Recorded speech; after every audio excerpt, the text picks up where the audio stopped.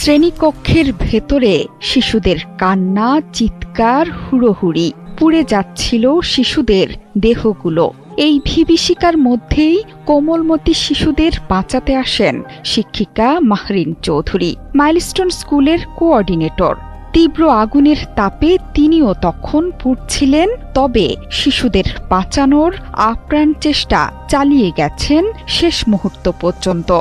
বেঁচে ফেরা শিক্ষার্থীদের ভাষায় ম্যাডাম বারবার বলছিলেন, দৌড়াও, ভয় পেও না, আমি আছি। কিন্তু শিশুদের বের করে দিয়ে শেষ পর্যন্ত আগুনের গ্রাস থেকে নিজেকে বের করতে পারেননি মানুষটি।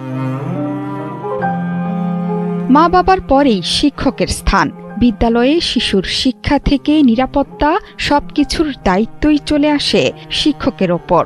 বিমান বিধ্বস্তের সেই বিভীষিকায় ফুলের মতো শিশুদের আগুনের মধ্যে রেখেই নিজেকে বাঁচাতে পারতেন মাহরিন চৌধুরী। কিন্তু শেষ নিঃশ্বাস পর্যন্ত শিশুদের মাথার ওপর ঢাল হয়েছিলেন এই মানুষটি। ২০ জন শিশুকে নিরাপদে ক্লাসরুম থেকে বের করে আনার চেষ্টা করতে করতেই পুড়ে গেছে তার শরীরের পুরোটা।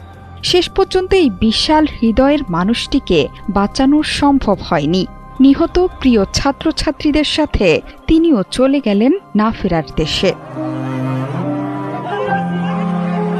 মাহরিন চৌধুরীর শোকগাথা এখন সবার মুখে মুখে। সামাজিক মাধ্যমে আত্মীয় পরিজন থেকে পরিচিতরা সবাই তাকে নিয়ে বার্তা দিয়েছেন। ভাই মুনাফ মুজিব চৌধুরী লিখেছেন, বিমান বিধ্বস্তের পর মাহরিন চৌধুরী প্রথমেই ক্লাসরুম থেকে বের হয়ে আসেননি, বরং যতজন শিক্ষার্থীকে সম্ভব বের করে আনার চেষ্টা করেছেন। কিন্তু শেষ পর্যন্ত তিনি ১০০% দগ্ধ হন। বনেদি ঘরের মানুষ হয়েও সাদামাটা জীবনে অভ্যস্ত ছিলেন তিনি। মাইলস্টোন স্কুলের জ্যেষ্ঠ শিক্ষক হওয়ায় তার কাছেই ছিল অনেক দায়িত্ব। শিশুদের কাছে যিনি ছিলেন অত্যন্ত প্রিয় মুখ।